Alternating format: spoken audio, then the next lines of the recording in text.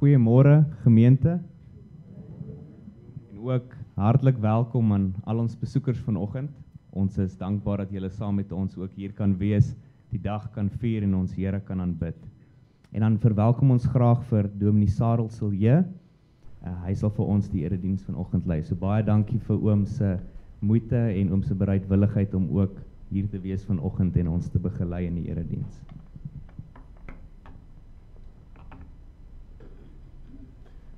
Baie dankie Dominee Floris en die kerkraad vir hierdie groot geleentheid. Ek wil tog maar 'n bietjie vooraf iets sê. Daar word nogal partykeer redelik baie gemaak daaroor dat ek nou Sarel Silje is en dat ek nou die geloftefees moet hou. Maar Sarel Silje, die voortrekker, het 12 kinders gehad. 8 seuns, 4 dogters.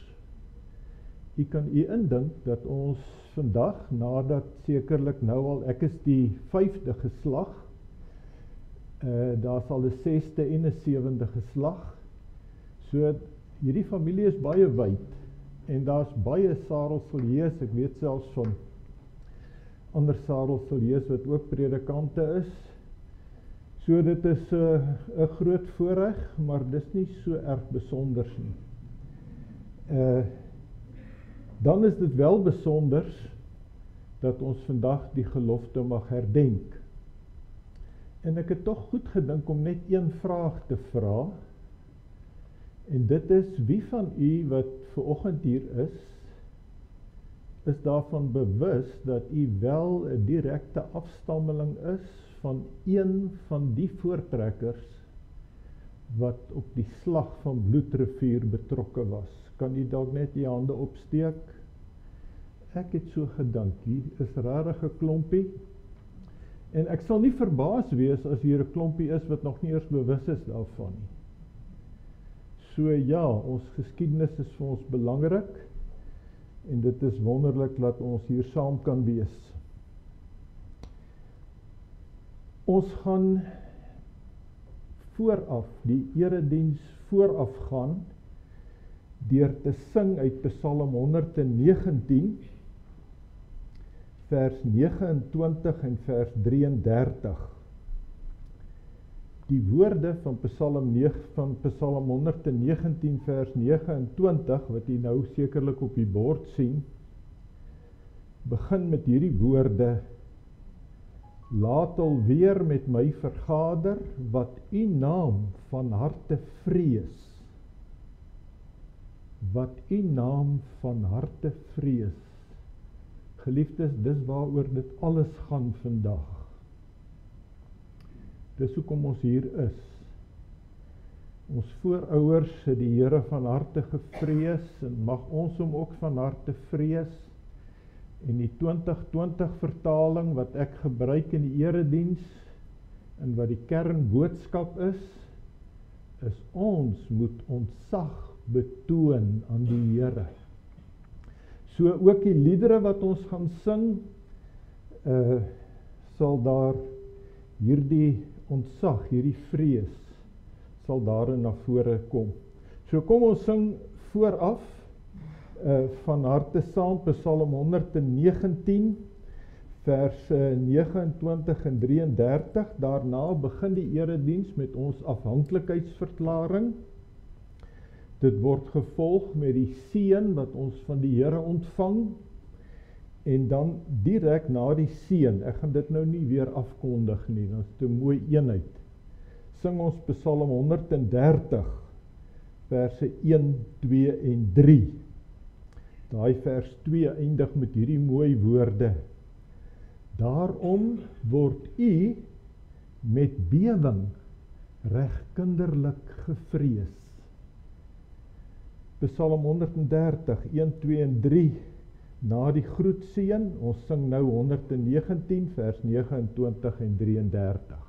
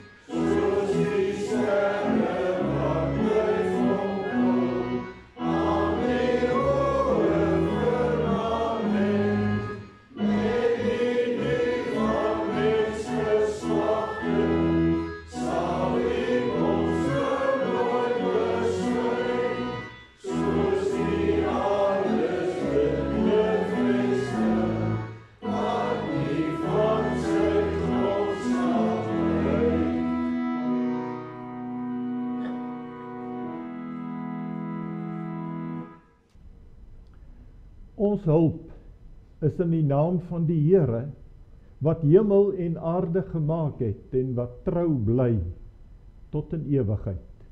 Amen. Geliefde gemeente, genade, barmhartigheid en vrede, word u ryklik geskenk van God ons Vader, en ons Here Jesus Christus, deur die kragtige werk van God, die Heilige Gees. Amen.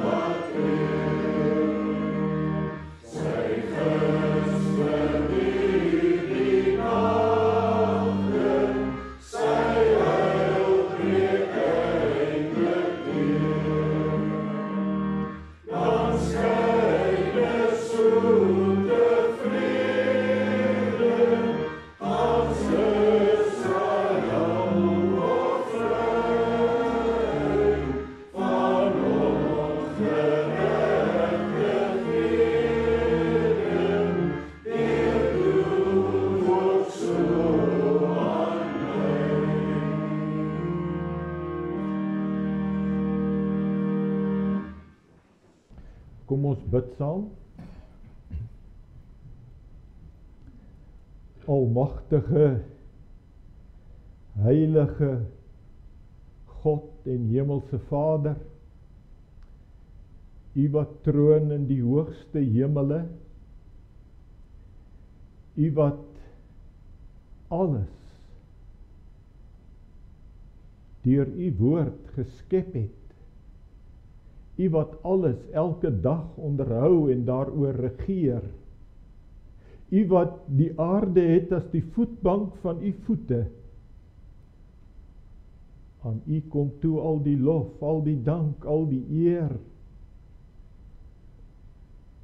En as ons weer opnuut tot die besef mag kom van U grootheid en majesteit en heerlikheid, dan staan ons opnuut weer ook by die besef van ons eie nietigheid, ons eie kleinheid, ons swakheid, ons gebrokenheid, ons sondigheid, ons skuldigheid voor U. En daarom dat ons ook mag uitroep en sê, Here, as U na reg met ons sou handel volgens ons sonde, dan was daar vir ons geen hoop, geen toekoms. Maar nee, Daar is vergewing altyd by U gewees.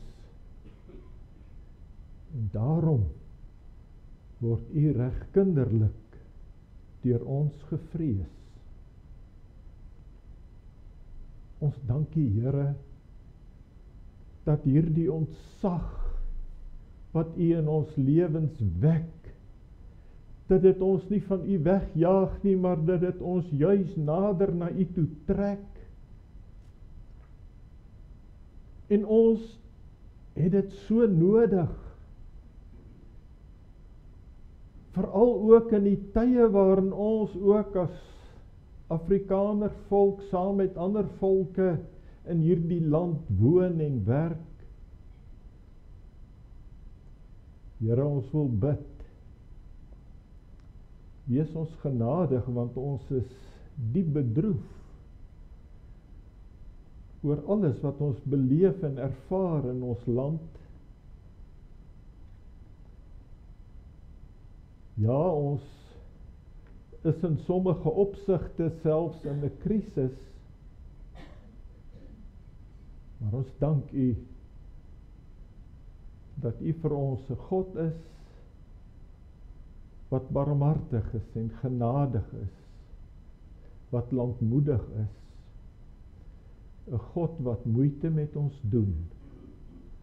Ons dank U, Here, vir die moeite wat U op hierdie dag doen, nie net hier nie, maar op baie plekke in hierdie land, waar mede volksgenote saamkom rondom U woord. En ons dank U, Here, dat U woord die regte, ware binding is. Want alle ander bindinge is maar tydelik. Dit kom en dit gaan. Maar om aan U gebind te wees, dis ewig. Dit gee betekenis. Vader, wil nou so ons ook deur U woord onderrig. Wil U ons selfs deur U woord vermaan en opskerp. En mag ons deur U woord ook so toegerus wees, om waarlik as U diensknegte voort te leef en voort te werk in 'n wonderlike, pragtige land wat U vir ons gegee het. Aan U die lof en die eer en die dank, nou en tot in alle ewigheid. Amen.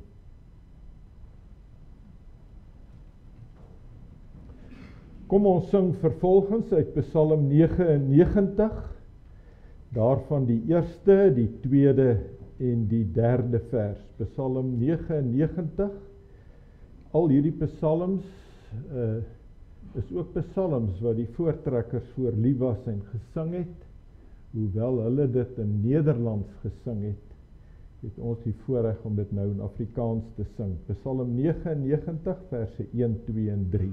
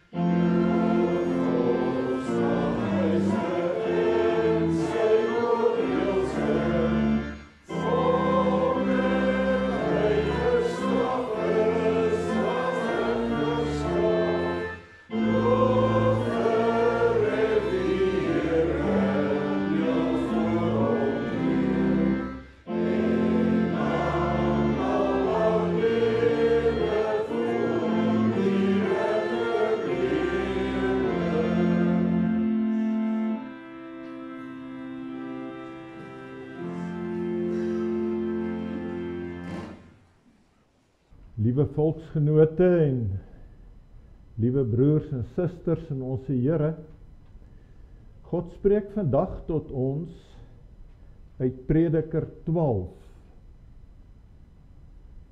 Prediker 12, ek gebruik die 2020 vertaling van die Bybel en ek lees vanaf vers 1.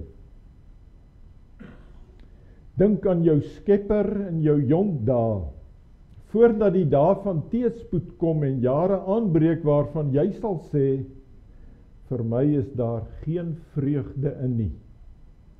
Voordat die son en die lig donker word, die maan en die sterre en die wolke terugkeer na die reën.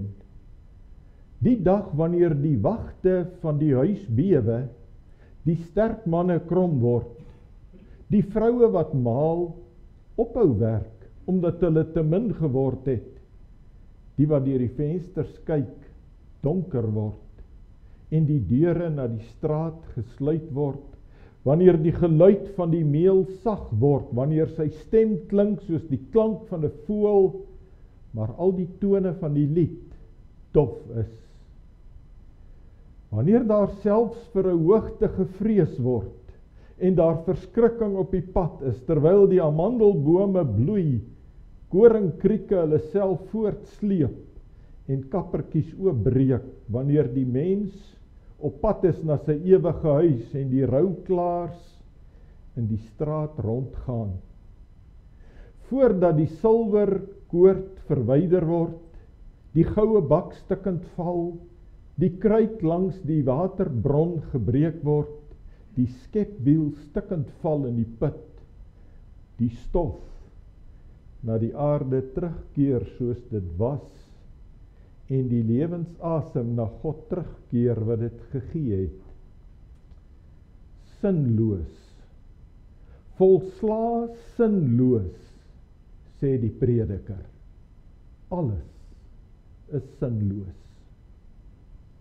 Nie net was prediker wys nie, hy het ook nog kennis aan die volk oorgedra. Hy het oorweeg en nagevors, hy het baie wysheidspreuke georden. Prediker het daarna gestreef om gepaste woorde te vind wat eerlik neergeskryf is, waar woorde. Die woorde van wyses is so skerp stokke, so spykers wat ingeslaan is die hoofgedagtes van 'n versameling. Hulle is deur een herder gegee. Boonbehalwe alles nog dit, my seun, wees gewaarsku. Aan die skryf van baie boekrolle kom daar geen einde nie, en baie studie is uitputtend vir die liggaam. Die slotsom is, nadat alles gehoor is, betoon ontzag vir God en kom sy gebooie na. Dit geld immers die hele mensdom, want oor elke daad sal God self oordeel, oor alles wat verborge is, of dit goed is, of kwaad. Dis die einde van die skriflesing. Die teksvers is vers 13. Die slotsom is dit. Nadat alles gehoor is, betoon ontzag vir God en kom sy gebooie na. Dit geld immers die hele mensdom.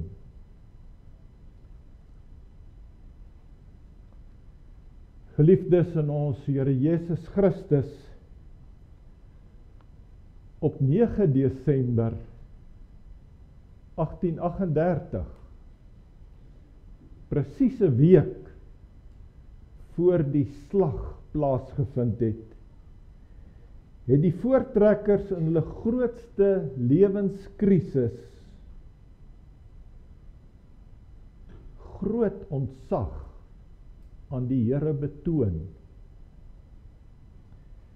Ja, met die aflê van die gelofte begin hulle deur te sê, hier staan ons voor die heilige God van hemel en aarde, om 'n gelofte aan hom te doen.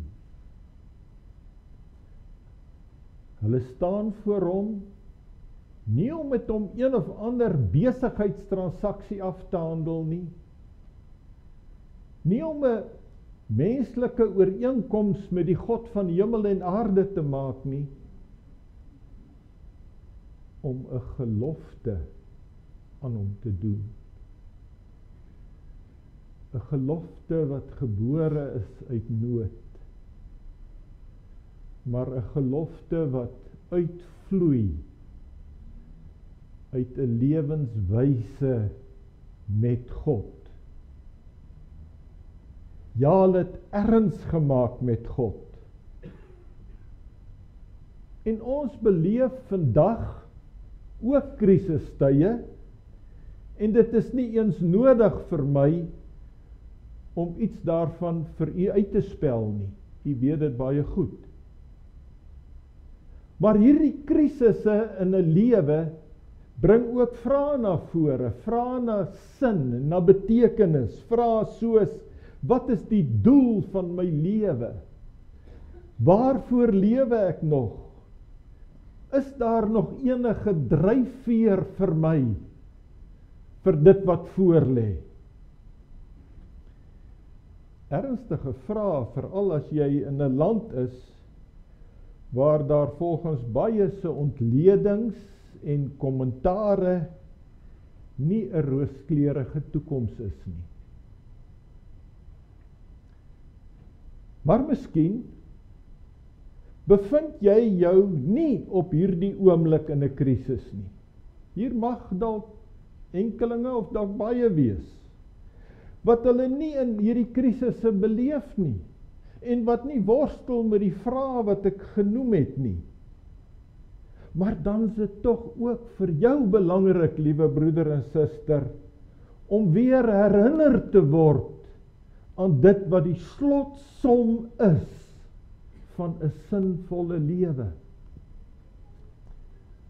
Ons vergeet dit so maklik. Baie belangrike dinge kan so maklik by ons vervaag. Die prediker was iemand wat baie nagedink het, baie nagevors het oor alles wat 'n mens in die lewe teekom, wat met jou gebeur, en dan wou hy ook weet, maar wat is die sin, wat is die betekenis, waarop kom dit alles nou eintlik neer? Is daar iets in hierdie lewe wat standhoudend is en betekenisvol? Sy antwoord in Prediker 12 is eintlik baie depressief. Nee, daar is niks standhoudend nie. Daar is niks betekenisvol nie. Alles is sinloos, want alles loop uit op die dood. En daarom, jong mense, julle moet julle jeug geniet, want dit gaan gou verby en die moeilike jare kom. Die jare waarin die arms sal begin bewe en die bene gaan krom trek en die oë en die ore word swakker. Jy hoor en jy sien nie meer so goed nie. Jy word grys. En uiteindelik dan breek die kruik en die rouklaars draai jou weg. Ja, alles begin by stof en dit eindig weer in stof. Want vanuit die mens en vanuit hierdie aarde is alles sinloos. Volslae sinloos, sê die prediker. En dit, geliefdes, is wat sonde doen. Dis die effek van sonde, van opstand teen God. Niks is meer soos wat dit moes wees nie. Sonde bring sinloosheid, hopeloosheid. Dit bring die dood En in hierdie opsig is alle mense, selfs hulle wat gedink het, hulle is nie in 'n krisis nie, in 'n baie groot krisis. Ons is almal sondare. En sonde gee geen hoop nie. Die enigste wat sin maak, die ware wysheid wat standhoudend en betekenisvol is, kom ten slotte van God. Nie van die mens nie, nie van die aarde nie. Nee, hy skenk dit. Vers 11, Prediker 12 vers 11 sê, die wyse woorde van die prediker is deur een herder gegee. Herder met 'n hoofletter. Hierdie slotsom is dus nie afkomstig van menslike filosofie nie. Dit kom nie van menslike nadenke oor die lewe nie. Dis goddelike openbaring. Dis gegee deur die enige ware herder, soos wat ons hom ook leer ken in Psalm 23, in Esegiel 34, en nog baie duideliker in die evangelie van Johannes, hoofstuk 10 vers 11, waar die Here Jesus sê, ek is die goeie herder. En hierdie ware wysheid word kort en baie saaklik aangebied. Die slotsom is, nadat alles gehoor is, betoon ontzag vir God en kom sy gebooie na. Dit geld immers die hele mensdom. En so sê die Bybel op baie plekke vir ons, dat die kern van ware godsdiens is om ontzag aan God te betoon. Dit is God se hartsbegeerte, geliefdes. Ons sien iets van God se hart hierin raak. Luister baie mooi wat die Here self vir ons sê deur Deuteronomium 5 vers 29. Hy sê, was hulle gesindheid maar so dat hulle ontzag vir my gehad het en al my gebooie al die jare nagekom het, sodat dit altyd met hulle en hulle kinders goed kan gaan. Was dit tog maar hulle gesindheid? Was dit tog maar ons gesindheid?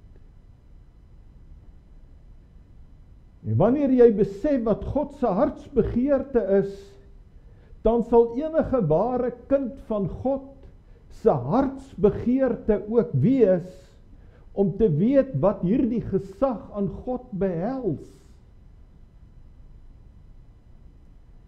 Dan sal jy saam met Dawid uit jou hart uit bid. Psalm 86 vers 11. Leer my u pad, Here. Ek wil in u waarheid leef. Gee dat ek heelhartig vir u naam ontzag sal hê. Ja, dit word duidelik. Jy moet eers God opreg ken om die nodige ontzag aan hom te betoon. Leer my, Here, leer my dat ek ontzag kan hê. En om die Here te leer ken, sê die Here vir onsself in Johannes 17 vers 3, dit is die ewige lewe, dat hulle u ken. Die enige ware God en ook hom wat u gestuur het, Jesus Christus. En daarom, nou moet u mooi luister, wie nie ontzag vir God het nie, ken God nie, en wie God nie ken nie, het nie die ewige lewe nie. Die Heilige Gees leer ons, hierdie wysheid is noodsaaklik vir die hele mensdom. sonder ontsag, is daar nie ewige lewe nie. Geliefdes, hierdie boodskap vra baie ernstige aandag, want dit is 'n saak van ewige lewe of ewige dood. Die boodskap van hierdie preek is kort en saaklik om aan God ontsag te betoon, om met God erns te maak die lewe betekenisvol en ewigdurend. Dis die preek. Maar kom ons grawe bietjie daarin. En ek doen dit by wyse van die volgende 3 vrae, waarin die Here deur sy woord vir ons duidelik die antwoorde gee. Eerstens, wat beteken dit om aan God ontsag te betoon? Tweedens, wat is die uitwerking van hierdie ontsag van God in my daaglikse lewe? En dan laastens, die genade om vir God ontsag te hê. Eerstens dan die betekenis. Ja, die presiese betekenis van die Hebreëse woord wat met ontsag betoon vertaal word, kan nogal moeilik in Afrikaans weergegee word. Die 33-53 vertaling vertaal dit met vrees God. Die 83 vertaling vertaal dit met dien God. Die ander vertalings gebruik ontsag of selfs die woordjie respek. Een van die Duitse vertalings vertaal dit in woorde wat in Afrikaans weergegee kan word met om met God erns te maak. Hierdie vertaling, hierdie Duitse vertaling, as ook ons 2020 vertaling, is volgens my oordeel seker van die beter vertalings.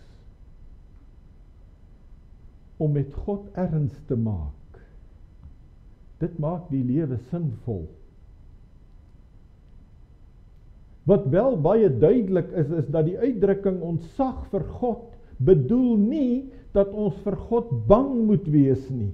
Die Bybel praat wel van so 'n soort bangheid, en dit is die soort vrees wat 'n slaaf sal hê vir sy wrede werkgewer. Ons lees daarvan in die gelykenis van die talente, en hoe dat die man met die 1 talent so bang was vir sy baas, dat hy nie met sy talent gewoeker het nie, maar hom liewers maar net gaan begrawe het. En so vind ons dat sommige mense vrees God, soos wat hierdie slaaf God sal vrees. Hulle sien God as die wrede tiran. En daarom dien hulle God met die absoluut minimum. Hulle dien God eintlik teen hulle sin. Hulle is net baie bang as hierdie tiran oor hulle gaan losbars. Dis al. Maar hierdie soort vrees, geliefdes, bots met die oproep van die Here, dat ons hom moet lief hê met ons hele hart, en met ons hele verstand, en met al ons kragte. En soms kan gelowiges tog diep in hulle harte iets van hierdie slaafse vrees koester. En dit is dan wat hulle nog nie die volle vreugde en die volle blydskap in hulle godsdiens ervaar nie. Die godsdiens word dan soms selfs 'n las, want daar is nie ware ontsag vir God nie. Ware, godsalige ontsag vir die Here is wat ons kan noem 'n mengsel van heilige eerbied en vurige liefde. Dit beteken om terselfdertyd die allerhoogste ontzag te hê, maar ook die diepste vreugde. Wanneer jy begin verstaan wie God regtig is en wat hy vir ons gedoen het. Dosius het in sy beruimde Psalm 119 vers 44 dit so verwoord: As ek dink aan u gestrengheid, dan meng liefde en vrees deureen. Hy sê liefde en vrees, dit wil sê liefde en ontzag meng met mekaar. Ja, die regte ontzag vir die Here laat jou nie van hom al wegvlug nie. Dis ontzag wat jou juis na God toe laat vlug. Dis kinderlike ontzag wat jou voor God op jou knieë laat neerbuig, met verslae verwondering en met diepe aanbidding, met geweldige dankbaarheid en met onbeskryflike liefde word daar uitgeroep: Wie is ek, Here, dat u, die ewige, heilige, almagtige God, my liefhet, met my, die veragtelike sondaar, dat u met my bemoeienis maak. Ken jy dit? Het jy al met trane van blydskap en verwondering uitgeroep: Wat 'n liefde en volheidslewe, waar ons bly ons in beroem met die Vader ons gegewe, dat hy ons sy kinders noem. Is jy tegelyk vervul met diep respek, met ontzag vir God, as jy nadink oor sy majesteit en heiligheid? As jy maar iets hiervan ken, geliefdes, dan sal jou hele lewe dit wys. En dit bring ons by die tweede punt. Wat is die uitwerking van hierdie ontzag vir God in 'n gelowige se lewe? Ons kyk maar net na enkele duidelike kenmerke wat die Here deur sy woord vir ons gee. Eerstens, dit weerhou jou van sonde. Nadat God sy wet vir Moses gegee het en die volk groot geskrik het vir daai donderslaan, daai blitse, dan lees ons in Eksodus 20 vers 20 die volgende. Dis nou wat die Here vir Moses stuur om vir die volk te sê. Hy sê: Moenie bang wees nie, want dit is om julle te toets dat God gekom het, sodat die ontzag vir hom deel van julle lewe sal wees en julle nie sondig nie. Tydens Josef se slawe arbeid by Potifar. Ons weet Josef is deur sy broers verkoop, en die mense wat hom gekoop het, het hom later aan Potifar verkoop, en hy daar in Potifar se huis gewerk. Nou weet ons, Potifar se vrou het probeer om vir Josef met oorspel te verlei. Maar Josef het sterk gestaan. Hy het hierdie verleiding weerstaan, en dan gee hy die rede. Hoe kan ek hierdie verskriklike kwaad doen en teen God sondig? Sy ontzag vir God het hom weerhou van hierdie sonde. Ja, ons kan daarom vandag die vraag vra: waarom is daar in ons geliefde land sulke blaatante onsedelikheid en perversiteit? Waarom al die homoseksualisme en die blaatante huweliksontrou? Ons praat nie eers van al die bedrog en die moorde en al die ander baie goed nie. Die vernaamste rede, die ontsag van God het in ons land verdwyn.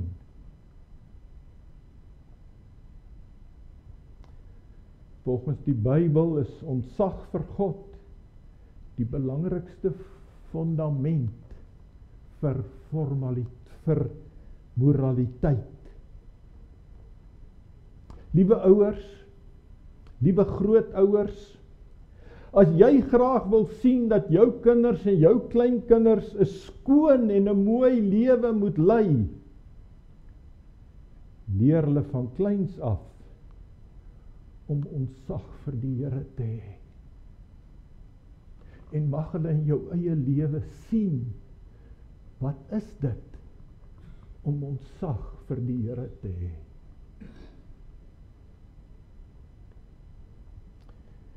Die tweede aspek, kinderlike ontsag vir God, maak van jou as mens 'n mens met integriteit. 'n Mens wat eerlik en opreg na vore kom. En Nehemia, hy was so 'n mens. In Nehemia 5 vers 15 lees ons dat die goewerneurs voor hom het met korrupsie en omkopery regeer. Amper iets soos vandag. En dan sê Nehemia sê dan met sy eie woorde, maar ek het uit ontsag vir God nie so opgetree nie. As die Here vir ons genadig sou wees en vir ons weer Godvreesende leiers kan gee, leiers wat ontsag het vir God, sal korrupsie en omkopery eers daadwerklik beveg word.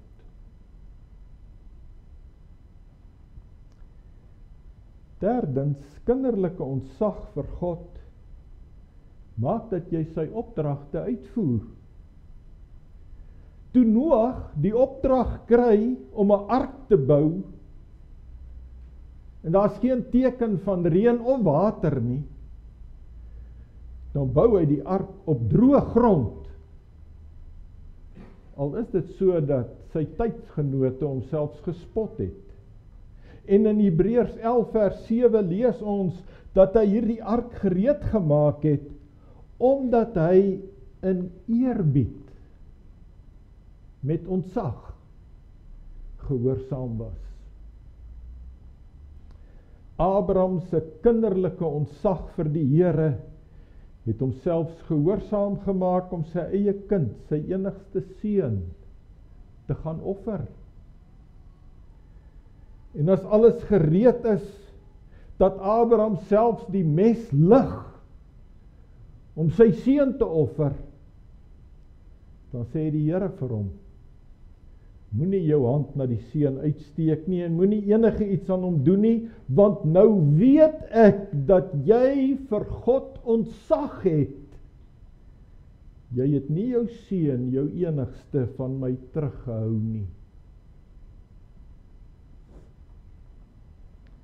Vierdens, kinderlike ontsag verdryf jou vrees vir mense. In Matteus 10 vers 28 lees ons waar die Here Jesus self sê, moenie diegene vrees wat die liggaam kan doodmaak, maar die siel nie kan doodmaak nie. Vrees eerder hom wat beide, die siel en die liggaam, in Gehenna laat vergaan. Ja, daar's baie Christene. Daar's baie Christene wat bang is om te wys dat hulle regtig navolgers is van ons Here Jesus Christus. En ons moet tog nie vergeet wat die Here Jesus self gesê het nie. Hy het gesê, maar elkeen wat my verloon voor die mense, hom sal ek ook verloon voor my Vader wat in die hemele is. Geliefdes, ons moet weer terug na die skrif. Ons moet weer teruggaan om te gaan sien wat is ons roeping, wat is ons taak in hierdie wêreld, en moontlik is ons grootste vyand nie daar buite nie, maar is hier binne, hierdie vrees vir mense. Wat sal mense nou sê, as ek nou opstaan en sê, maar dit is nie wat God wil hê nie. Wat sal hulle van my dink? Die grootste probleem, daar's nie genoeg ontzag vir God nie. Die groot hervormers in die kerkgeskiedenis was mense wat onverskrokke dapperheid gehad het. So byvoorbeeld het vriend en vyand van John Knox die volgende van hom gesê: hy vrees geen mens nie, want hy vrees God. Hy vrees geen mens nie, hy het ontzag vir God. 5, mense wat ontzag vir God het, is ook mense wat gesagsdraers respekteer en wat vrede soek. 1 Petrus 2 vers 13 en 14, julle moet alle mense respekteer, die medegelowiges met liefde beheer. Vers 17, julle moet ontzag hê vir God en julle moet die keiser respekteer. Voorop, die belangrikste, ontzag vir God. En dan, respekteer die keiser. En op daai stadium moet u onthou dat die keiser was nie 'n gelowige nie. Hy was 'n ongelowige. Maar hy moet gerespekteer word. Hy staan daar op God se guns. Maar, omdat ontzag vir God voorop staan, sal ons God altyd meer gehoorsaam wees as die keiser, wanneer die keiser hom teen God versit.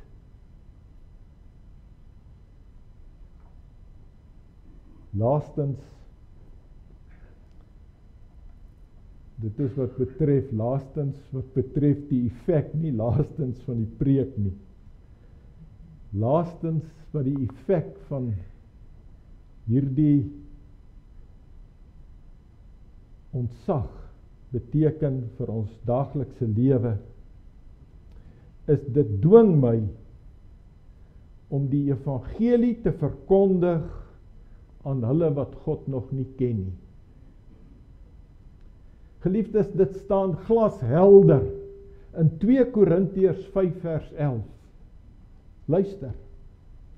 Aangesien ons weet wat ontzag vir die Here is, probeer ons mense oortuig. Iemand wat weet wat ontzag vir God is, iemand wat sidder voor die allesomvattende grootheid van God en terselfdertyd met die bedankbaarheid en vreugde vervul is, omdat hy 'n kind van God mag wees, besef, volgens Romeine 1, besef hy, dat ons dit aan die ongelowiges verskuldig is, en dat ons God bedroef, as ons plig versuim. En hierdie ontzag vir God is nie alleen, ja, baie beslis, dis 'n baie persoonlike, individuele saak, maar nie net nie. Nee, dit geld ook vir 'n hele gemeente. 1 Korintiërs 14 sê Paulus, dat daar in die erediens so 'n bewustheid moet wees van die onsagwekkende teenwoordigheid van God, dat ongelowiges wat dalk hier opdaag, so daardeur aangegryp sal word, dat hulle op hulle knieë sal val en sal bid en openlik sal betuig, waarlik God is in julle midde. Eredienste,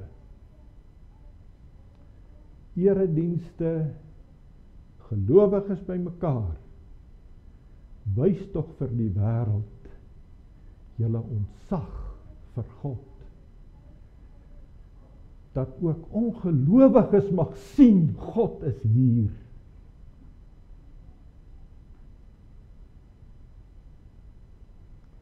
In Handelinge 19 vers 17 staan dat die naam van die Here Jesus verheerlik is, nadat die vrees van die Here almal oorval het. As ons vanoggend hier almal saam in ontzag voor die Here staan, dan maak ons hom bly. Dan verheug ons hom.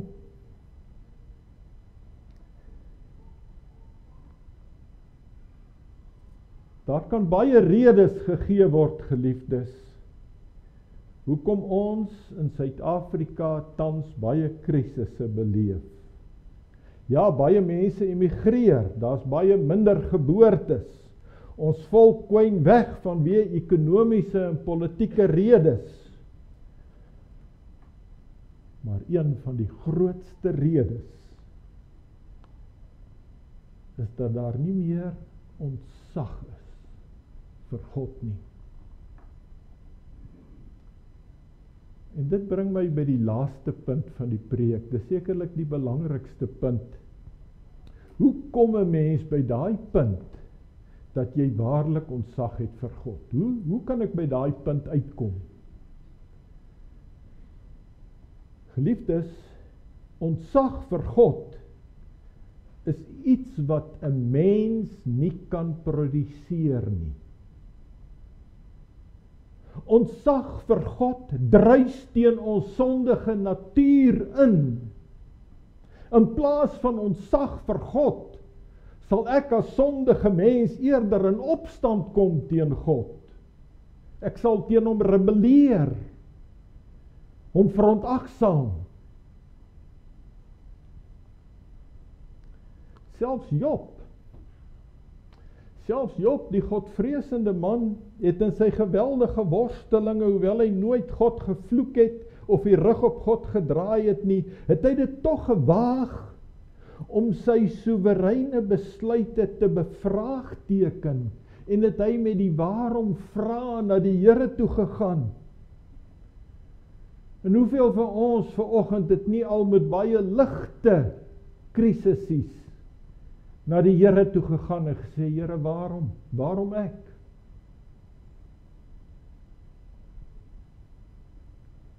Wat doen die Here? Het hy Job gelos? Het hy jou weggestoot? Nee, wanneer God aan Job iets van sy alles oorheersende majesteit in die natuur openbaar, en wanneer God begin om die vrae te vra, soos ons dit vind in Job 40, Job, het jy 'n arm soos van God? Het jy krag soos God? Kan jy met jou stem laat donder? En met baie sulke vrae oor God se grootheid, oor God se almag, dan kom Job tot die belydenis. Hy sê, ek weet dat U alles kan vermag, dat geen plan vir U onuitvoerbaar is nie. Op hoorsê het ek van U verneem, maar nou het my oog U gesien, daarom herroep ek dit, en ek het berou in stof en as. Job het stil geraak. Job het in verwondering gekom. En Job het ontzag aan God betoon. En daarom, geliefdes, is hierdie laaste punt nie, hoe kom jy by die punt van ontzag nie. Hierdie laaste punt is die genade om ontzag aan God te betoon. Want jy en ek het ook die wonderlike natuur daar buite waarin ons God se grootheid en majesteit kan bewonder. Maar ons het baie meer. Ons kan God se almag en sy majesteit ook bewonder in Jesus Christus. Hy is uit 'n maagd gebore sonder die toedoen van 'n man. Hy het baie wonders en tekens verrig. Hy het in ons plek, in jou plek, my plek, met goddelike krag die toorn van God op hom laat kom. Hy het die dood en die graf oorwin. Wanneer jy iets van die grootheid en die majesteit van God met Christus se koms en met al sy werke sien, en daar 'n ontsaggende stilte in jou siel neerdaal, wanneer jy jou eie kleinheid en nietigheid voor God besef, dan sal daar ontzag by jou wakker word vir God. Maar dit is nog nie genoeg nie. Om die ware ontzag by ons te kweek en te laat groei, is dit die verbuisterende besef nodig van hoe persoonlik sy genade is. Ja, spesifiek vir jou en my as verlore sondaars.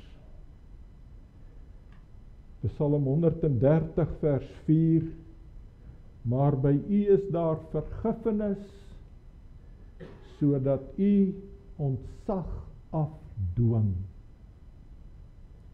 Dit beteken dat die genadige en die liefdevolle vergifnis van God kinderlike ontzag vir die Here in ons harte laat ontluik.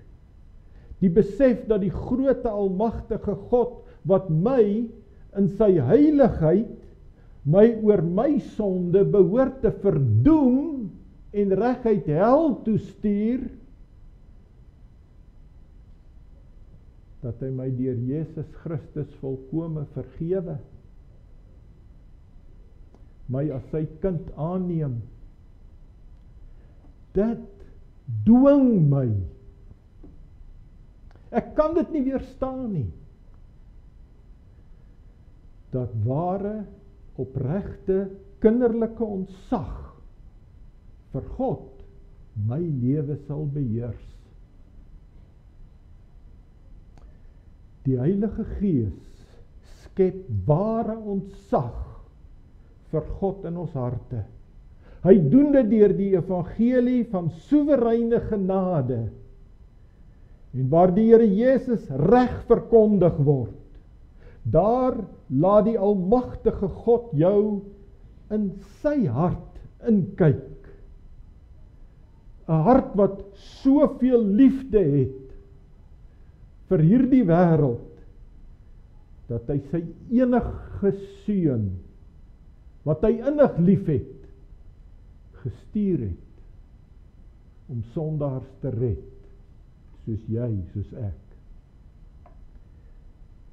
Prediker 12 sluit af. In vers 14 sluit hy af met oordeel. God se oordeel, geliefdes, raak alles en almal. Selfs tot alles wat verborge is, alles wat in die geheim gedoen is of nie gedoen is nie. En God se oordeel wat kom, sny diep en hy sny na twee kante toe. Hy sny na goed en hy sny na sleg. Die slegte, wat geen ontzag vir God toon nie, wat volhardend ongehoorsaam is, sal die ewige toorn van God in bittere eensaamheid en pyn verduur. Die goeie, die begenadigde, wat reeds die genade van God ervaar, en diep ontzag vir God betoon, hy sal God gehoorsaam dien en eer sy lewe lank. En nou sluit ek af. Gelowige volksgenoot, geliefde in ons Here, maak erns met God in jou lewe. Leef in eerbiedige afhanklikheid naby God. Jy wat aan die Here ontzag betoon, buig voor hom en bely opreg met jou hart dat die wêreld daar buite dit ook moet hoor en tot insig moet kom. Ja, sê hart, by U Here is daar vergifnis, sodat U met diep ontzag regkinderlik gedien kan word. Amen. Kom ons bid saam. Onse Vader, wat in die hemele is, ons loof en ons prys U vir die genade dat ons in hierdie uur kon stil word voor U. Baie dankie vir die genade dat ons weer tot die besef kan kom van U almag en U grootheid, maar ook van U barmhartigheid en U genade en U liefde in Jesus Christus.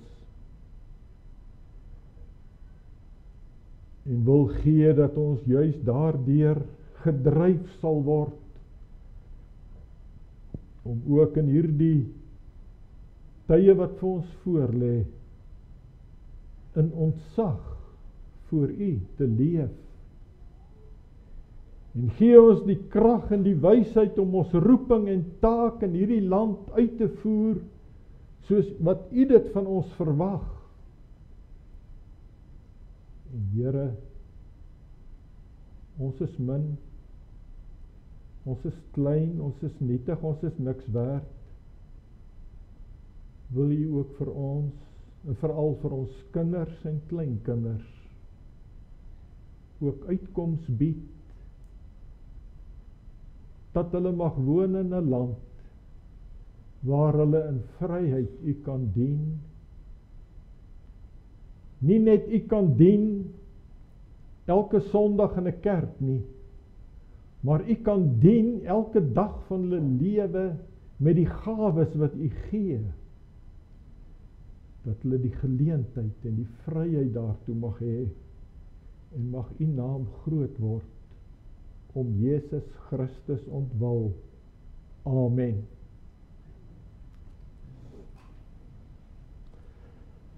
Ons sing nou saam Psalm 115, verse 1, 6 en 8. En na die sang van Psalm 115 bly ons staan om ons gelofte wat ons voorouers gedoen het, ook weer te mag herbevestig, en dan sluit ons af daarna met die seëngroet. So ons sing nou eers Psalm 115 vers 1, 6 en 8, ons bly staan vir die gelofte, en daarna die seëngroet.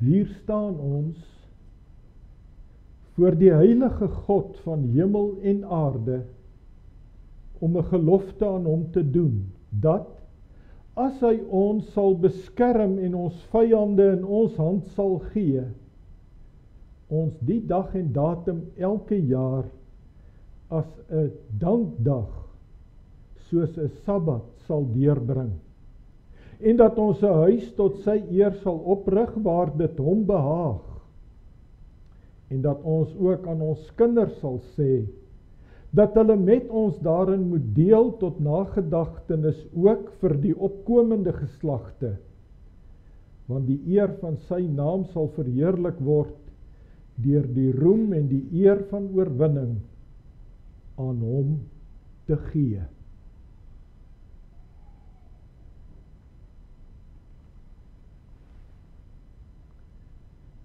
Die genade van ons Here Jesus Christus, die liefde van God ons Vader en die gemeenskap van God die Heilige Gees is en bly met u almal. Amen.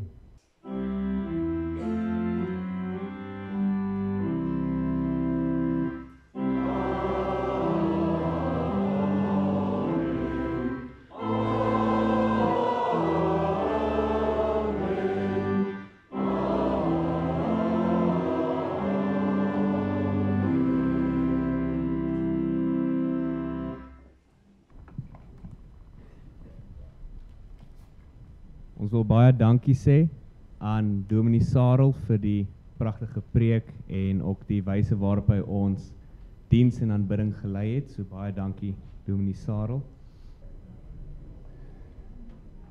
Geliefdes, ek gaan maar begin. As daar mense is wat uitbeweeg, is julle welkom. Maar ek dink terwille van tyd om almal ook in ag te neem, gaan ek maar begin. Hierdie vertelling is heel wat korter as wat die erediens was. Dit word ook onderbreek met 3 keer se samesang, wat beteken dat dit liedere is wat die voortrekkers juis op 'n spesifieke tyd van hulle omstandighede gesing het, en wat ek dink inderdaad vir ons wat dit mag hoor en weer sing, tog ook weer 'n nuwe betekenis mag gee. Ek wil maar begin deur te sê dat die gelofte aan God, soos op 16 Desember en 1838 en elke jaar, soos ook weer vandag herdenk word, is gewortel in 'n vaste geloof. 'n Vaste geloof dat die God van die Bybel, die drie-enige God, Vader, Seun, Heilige Gees, die enigste ware God is. Dat hy bestaan en dat hy deur sy voorsienigheid alle dinge asof met sy hand onderhou en regeer, sodat niks toevalligs gebeur nie, maar dat alles uit sy Vaderhand ons toekom. En dis nie maar net 'n mooi stelling nie. Die bewyse daarvan gee die geskiedenis vir ons. Ons is bewus daarvan dat Jan van Riebeeck 'n kind was toe die belydenisskrifte deur die Synode van Dordrecht weer gedruk is.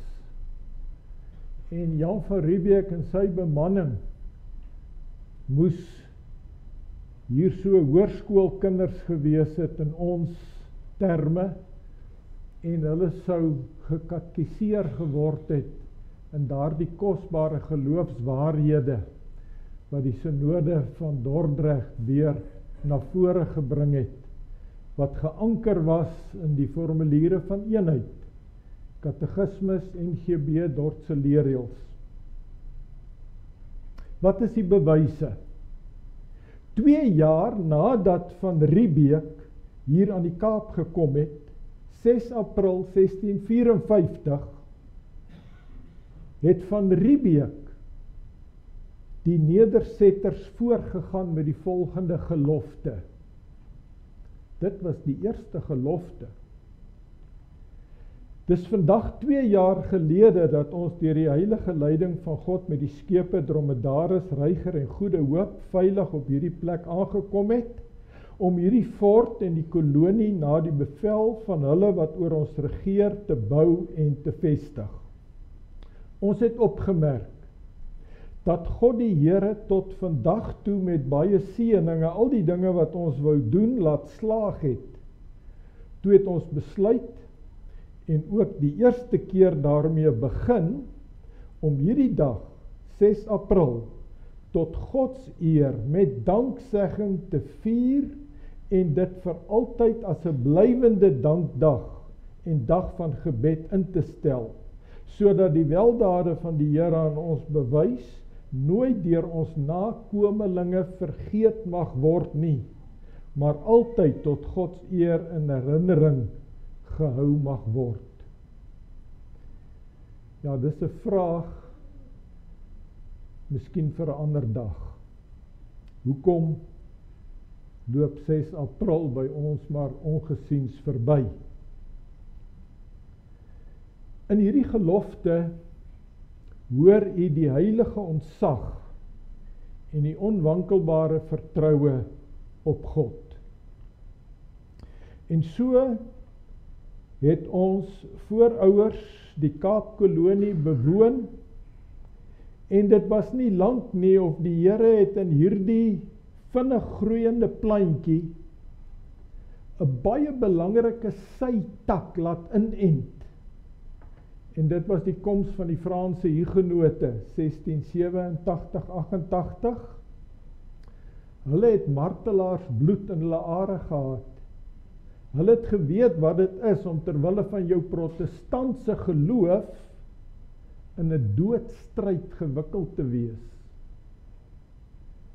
En dis met hierdie kosbare geloof dat die latere nageslagte voorgeleef het en uiteindelik wat ons noem die Vryburgers kry aan die oostelike grens van die Kaapkolonie. Nou ja, ek het nou probeer dink, dit sou moontlik alreeds Stilbaai sou moontlik 'n deel van daardie area kon wees, en natuurlik verder ooswaarts, het die Vryburgers op hulle plase elke oggend en aand huisgodsdiens gehou, maar in die jaar 1835 het hulle al 'n 6de grensoorlog beleef, deur dat daar van die noorde af inboorlinge op pad was na die suide toe. En daar was 'n spoor van verwoesting in die Oos-Kaap. 40 boere is wreed vermoor, talle vroue en kinders is vermink, 416 plaasopstalle is afgebrand, 1000 stuks vee is geroof of vermink deur hulle hakskeensenings af te sny, en so die trekgedagte wyd verspreid posgevat. Na 1835 was die tyd daar om die daad by die woord te voeg. En met watter gees, met watter gesindheid het hulle hierdie wat ons noem die groot trek begin. Die redes vir die groot trek word baie treffend vir ons treffend neergeskryf in die manifest van Piet Retief. En in mooi Afrikaans klink dit so: ons gaan nou weg van ons vrugbare geboorteland, waarin ons groot skade en gedurende ergernis gelei het. Ons staan op die punt om 'n vreemde en gevaarlike gebied in te trek, maar ons gaan met 'n vaste vertroue op 'n alsiende, regverdige en barmhartige God, wat ons altyd sal vrees en nederig trag om gehoorsaam te wees. In hierdie gesindheid was daar enkele trekke wat dan deur die Oranje rivier getrek het, die breë vlaktes van die Oranje Vrystaat in. En in 1836 was daar die welbekende groot slag teen die Matabele's by Vegkop. Ook daar is daar vooraf in gebed tot die Here geroep. Hulle het neergekniel en gebid voor daardie slag. En na die geveg is 1137 assegaaie binne die laar opgetel, en die wa waar Sarel Villiers in was tydens daai geveg, het 72 steke deur die seil gehad, en slegs 2 voortrekkers het gesneuwel. 134 is gewond, waaronder ook Villiers een was. Maar met die oorwinning was daar baie groot skade. So wat 100 perde, 5000 beeste, 50.000 skape is deur die vlugtende Matabele's buitgemaak. En dit is later met strafekspedisies wel gedeeltelik teruggevind, maar ek noem dit dat u iets kan probeer agterkom van die worstelinge en die stryd wat hulle in die tyd deurworstel het. Die grootste deel van 1838 was die voortrekkers in 'n bloedige stryd met die Zulus.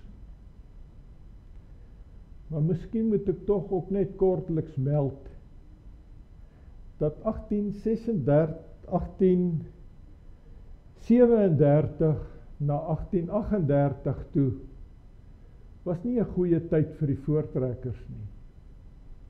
Daar was onderlinge twis. Daar was 'n leierskapstryd.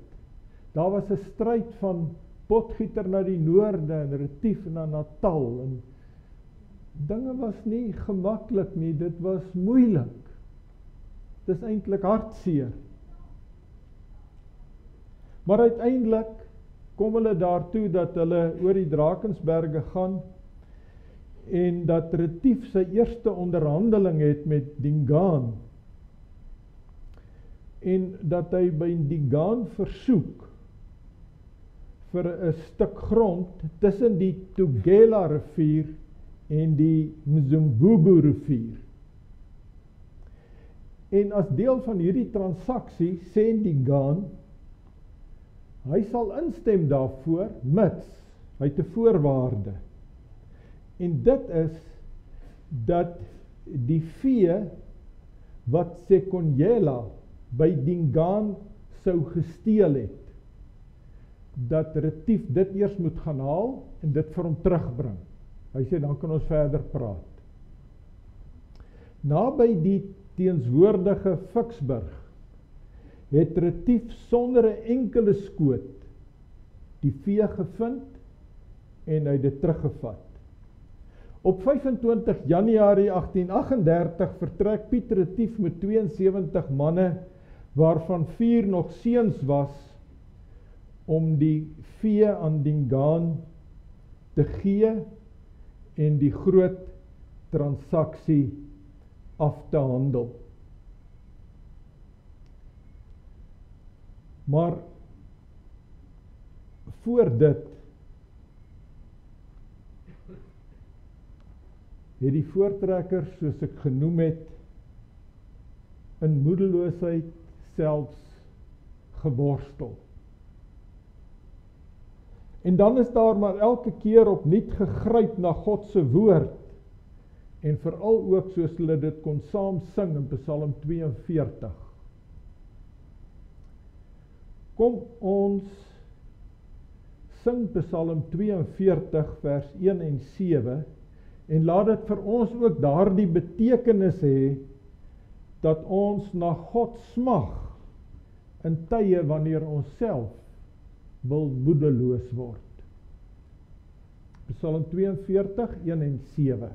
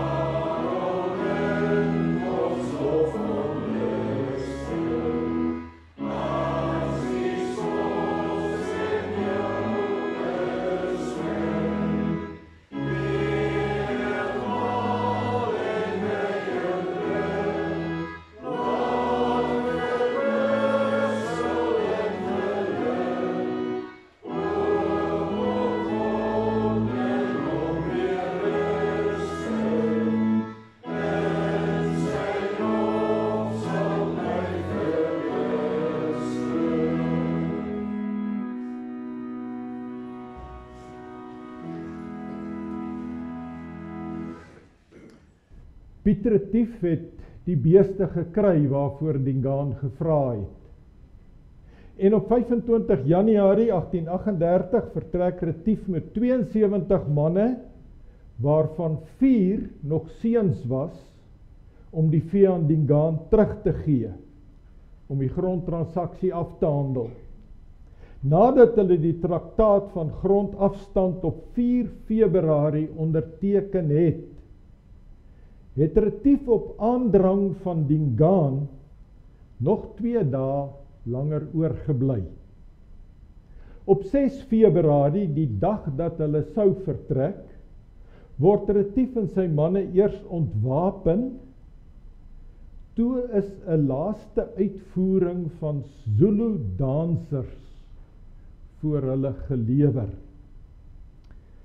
In aangrypende, opwellende oorlogsdanse het hierdie impies al nader en nader na Retief en sy manne beweeg, totdat Dingaan onverwags hard uitgeroep het: "Bulalalani, Abatakati." Skielik is Retief en sy manne oorweldig, vasgebind, buite die laar wreed vermoor, terwyl Retief alles moes aanskou en hy is laaste vermoor. Die eerste 2 weke van Februarie was daar by die voortrekker laars, het die daaglikse roetine doodgewoon voorgegaan. Niks vermoedend oor wat nou gebeur het nie. Teen 10 Februarie het hulle egter begin onrustig geraak, begin vermoed, kan daar dalk iets verkeerd wees? En vroeg die oggend van Saterdag 17 Februarie 1838 het 'n verspreide formasie Zulus in 'n enorme golf op die onwetende voortrekkers toegesak. Die wreedste, die afgryplikste moorde is gepleeg en verwoesting is gesaai. Vroeg die volgende oggend, dit was 'n Sondagmôre, 18 Februarie 1838, is verkenners vanuit die oorblywende laars wat betyds gewaarsku is vir hierdie Zulus en wat so bietjie hulle kon weerstaan en lewendig oorgebly het hulle bietjie gaan inligting inwin. En hulle het eers gekom met die gerusstellende nuus, die Zulus is alles nou almal weer weg. Toe het ongeveer so 50 manne toe uitgery om te gaan kyk, hoe lyk dit daar buite? 'n ongeëwenaarde toneel van verwoesting, bloed en bloeddorstigheid het hulle by Moordspruit en Wenen getref. 41 mans, 56 vrouens, 185 kindertjies is wreed vermoor. Sommige gesinne is heeltemal uitgewis. Suiglinge is in die arms van hulle moeders met assegaaie deurboor. Van die kindertjies is onthoof, ander se hoofde is teen waawiele of klippe verpletter. Van die vroue se borste is afgesny, liggaamlik is hulle afgryslik vermink. En Silje vertel die volgende: Ek was die ooggetuie van kindertjies met doeke wat nog in die arms van hulle moeders koelbloedig vermoor lê. Ek roep tot die Here en sê: O my God, sal die bloed van suigling dan nie gewreek word nie? Daardie Sondag aand het Silje die volgende gebid: Onse God, vergeet en verlaat ons nie geheel en al nie. Ons erken dat U die Here vanuit die hemel op ons in genade neerkyk en dat U ons met krag versterk, sodat ons nog in die land van die lewendes bevind. Ja, vir hulle wat oorleef het, was die toekoms ontsettend donker. Die onreg teen die uitgemoorde laars roep om straf. En op 6 April 1838 vertrek die eerste strafkommando met 347 berede manne. Op 10 April is die kommando by Italieniberg in 'n bergkloof in 'n hinderlaag gelok en die manne moes hulle pad oopskiet tydens die geveg. 9 manne is dood, waaronder Piet Uys en sy seun Dirkie. Piet Uys se laaste woorde was die volgende: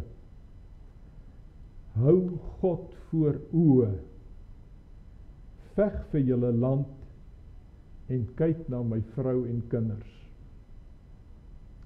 Hierdie kommando het bekend gestaan as die vlugkommando.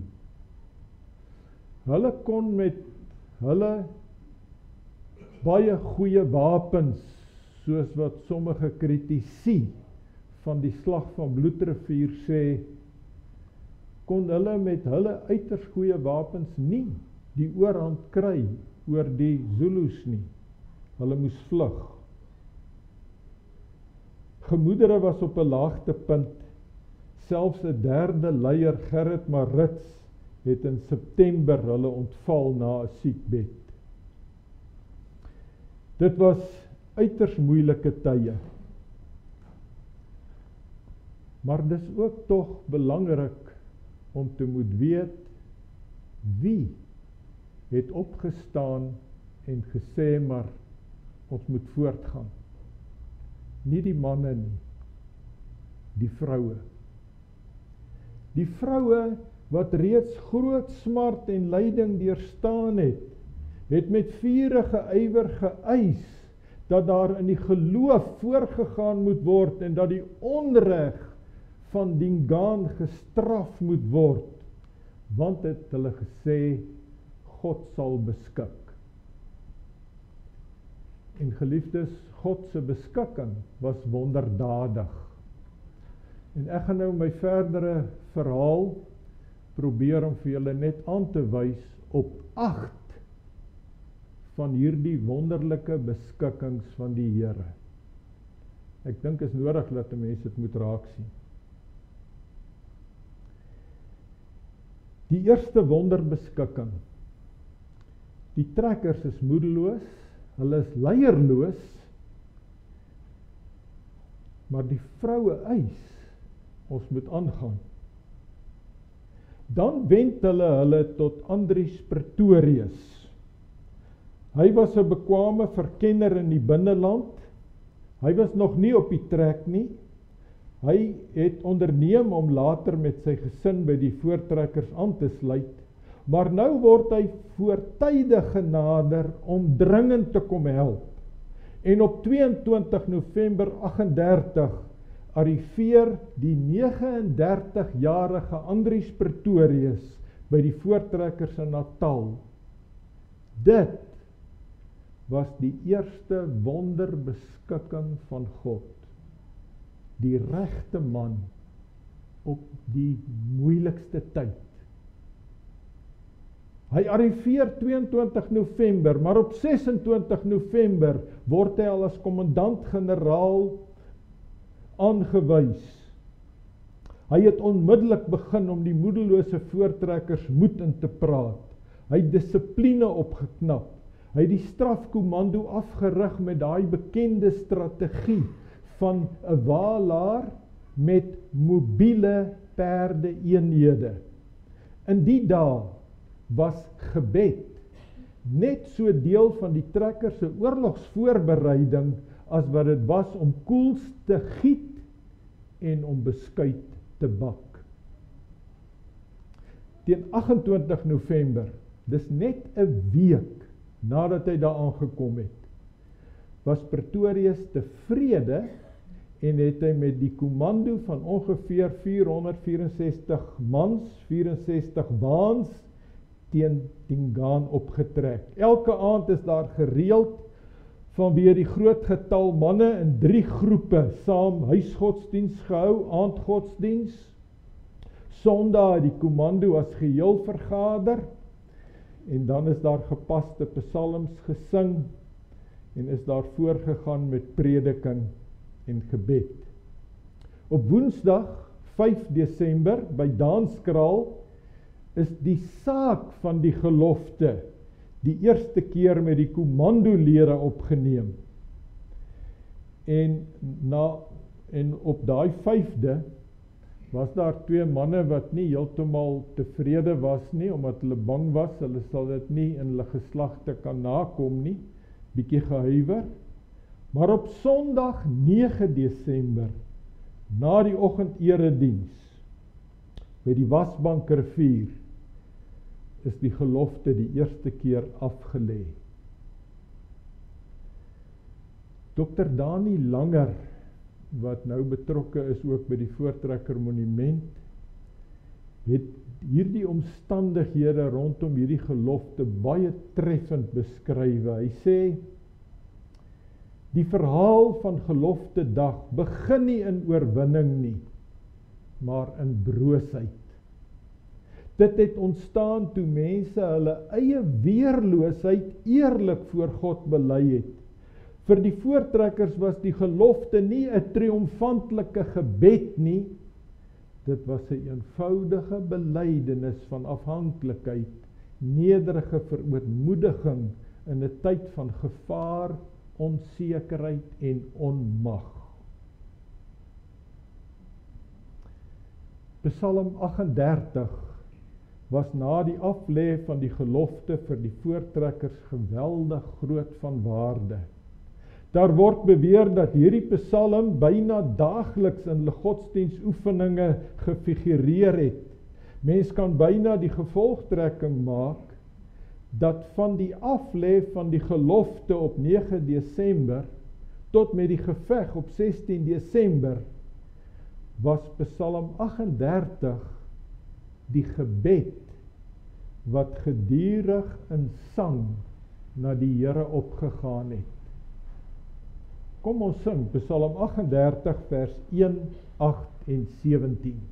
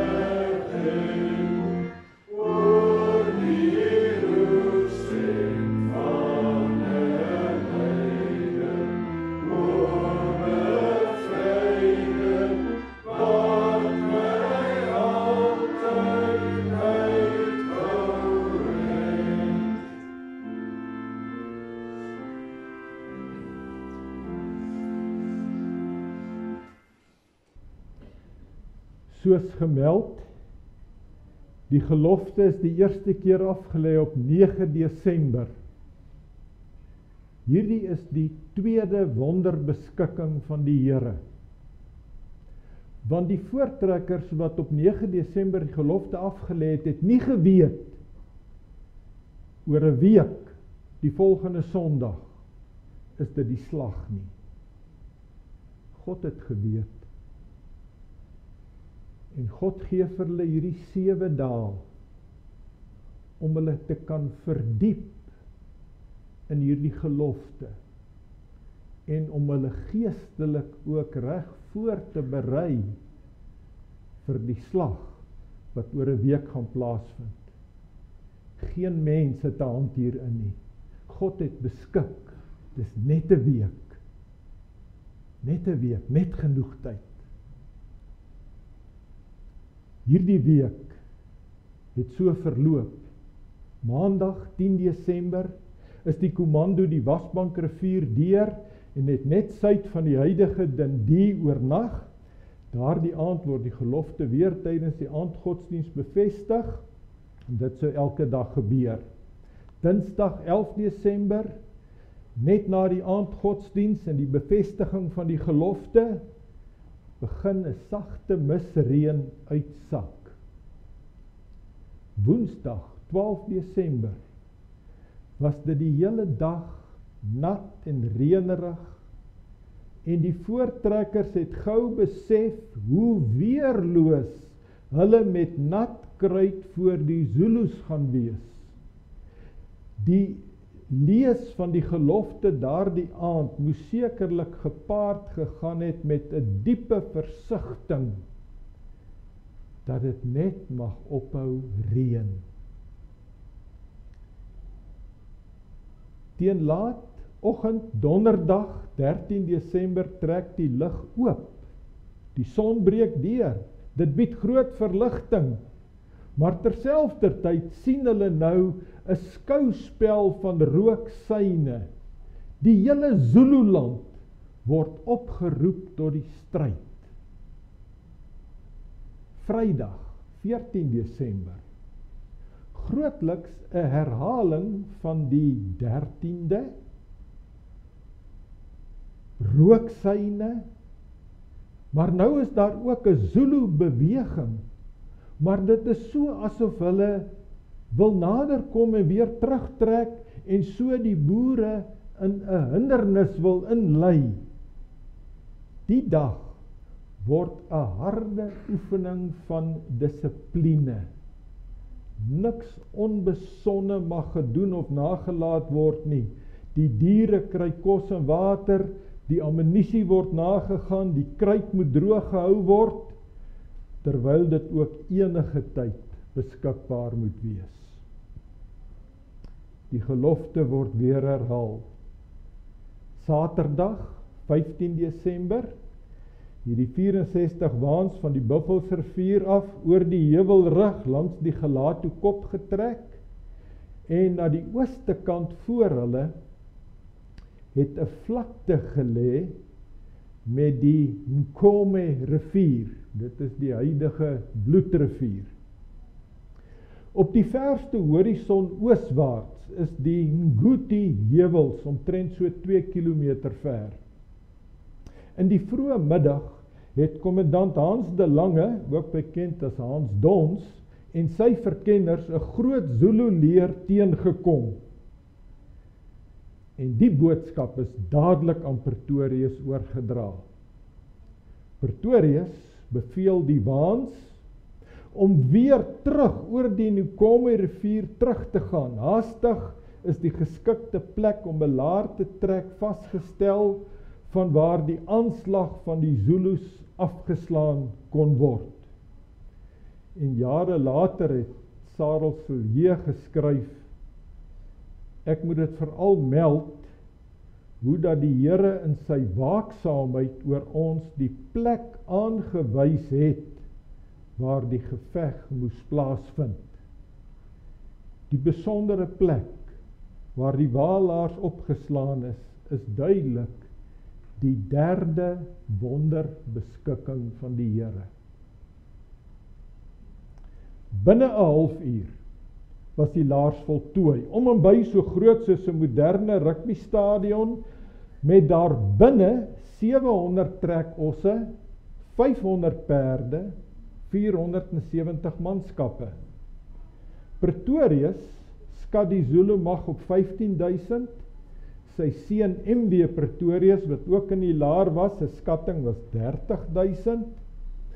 In die laaste skemerlig hoor en sien die manne hoe die Zulus nader kom. Onthou, dis nou die 15de, die vooraand. Tussen die sang en die voete gedruis kom die Zulu impies in hulle fyn vooraf beplande posisies. In die waalaar word finale bevele gegee. En dan is dit weer boeke vat. Bevestiging van die gelofte. En volgens oorlewering was dit ook Psalm 3, wat op hierdie aand, voor hierdie groot aanslag van die Zulus, uit die laar weer klink het, toe dit duidelik begin word het, die geveg is nou onvermydelik. Op daardie stadium is gevrees dat die aanval juis in die nag sou plaasvind. Daar word verder beweer dat die Zulus op die sing van hierdie psalm en nog ander psalms wat daardie aand gesing is, uitgeroep het.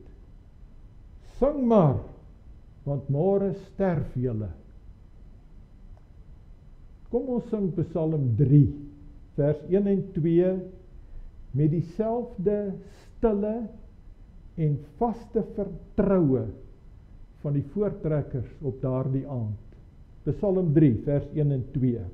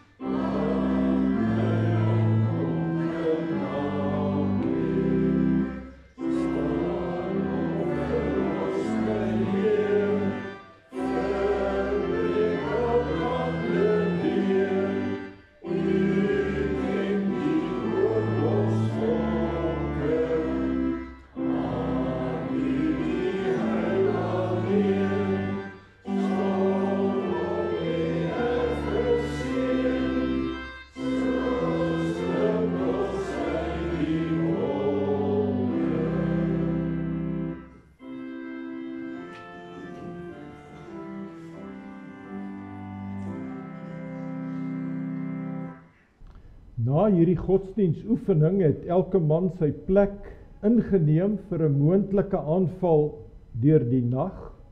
So vir hulle was slaap sekerlik bitter min indien enige. En die hele nag bly dit mistig reën. Buite is dit stil, net die gedruk van die reën vanaf die waaseile. 'n Aanval in die mistigheid sou vir die trekkers fataal wees, want die kruit moes droog bly. God hou egter sy hand wonderbaarlik oor hulle, dat die Zulus nie in die nag en in die nattigheid aangeval het nie. En dit is duidelik die 4de wonderbeskikking van God. Sondag 16 Desember met die deurbreek van die eerste ligstrale gaan 'n skouspel oop vir die voortrekkers. Die Zulu impies het in hulle horde stelling ingeneem tot so naby as 50 meter van die laar. Dit was indrukwekkend, sekerlik tegelyk vreesaanjaend. En dan so tussen 5 en 6 uur die oggend gebeur die 5de wonderbeskikking. Die digte mis wat die droë kruit sou laat aanklam, word as ware deur die wind opgerol. Dan is daar 'n skok stilte voor die geweld losbars, en vir die oomblik dat die Zulus nog huiwer om die laar aan te val, weergalm die 2 skote uit Andries Pretorius se dubbelloop geweer. Dit word gevolg deur gesamentlike geweervuur en die Zulus se stormlope styer voor elke sarsie-koels neer. Die veld om die laar word besaai met gewonde en gesneuwelde Zulus.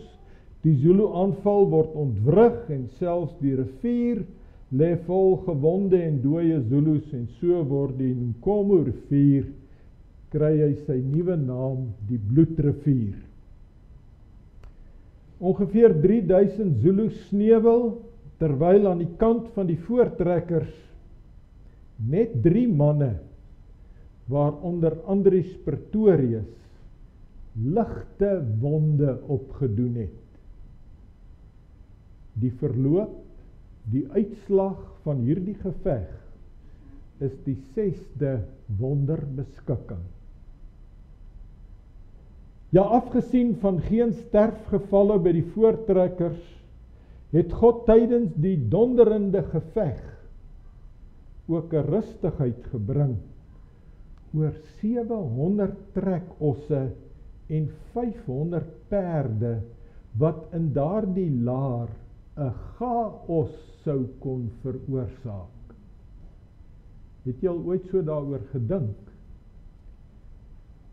Dis 700 trekosse, 500 perde binne hierdie laar, en jy het al gehoor hoe kan hierdie Sanas lawaai as hulle skiet, en met daardie massiewe geveg en tot die kanonne wat geskiet het die Here daai diere kalm gehou. Daarom sê ek, die uitslag en die verloop van daai geveg is 'n godsbeskikking. Dan gebeur daar die 7de wonder. Die grootste Zulu mag wat jy nog ooit gesien het op daardie tyd, slaan op vlug. Dis ongekend in die Zulu geskiedenis. Vir alle praktiese doeleindes vlug hulle van die dood na die dood. Want by Dingaan is 'n vlugtende impie 'n dooie impie. As 'n impie by hulle aankom en sê hulle moes vlug, dan word hy doodgemaak. Dis 'n 7de godsbeskikking. Hulle het gevlug. Op 16 Desember 38, ongeveer 12 uur die middag, word die eerste dank- en geloftediens deur die trekkers in die laar gehou. En wanneer die trekkers op 21 Desember by Dingaanstad aankom, dan aanskou hulle die 8ste wonderbeskikking. Sonder 'n enkele skoot is die Dingaanstad verlate en uitgebrand. Daar's nie 'n teken van Dingaan nie. 10 maande na hulle dood word die oorblyfsels van Retief en sy manne toe daar gevind, en hulle vind ook nog die getekende traktaat in Retief se leersak.